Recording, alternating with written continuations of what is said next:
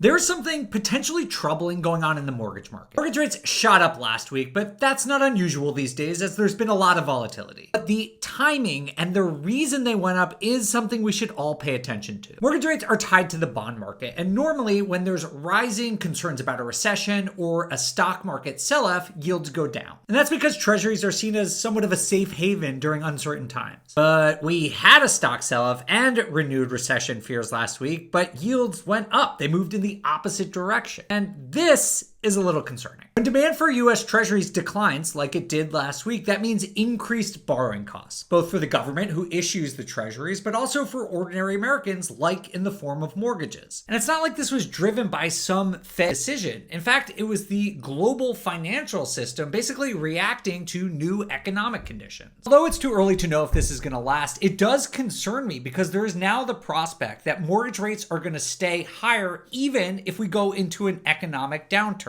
And that is not what normally happens. Normally, if the economy is struggling, mortgage rates go down and that boosts demand for housing and helps lift the entire economy out of a potential recession. But if this continues, we may not see that decline in mortgage rates, even if we go into a recession. And that would be trouble for the housing market. So I know this is nerdy, but this is something you really need to keep an eye on.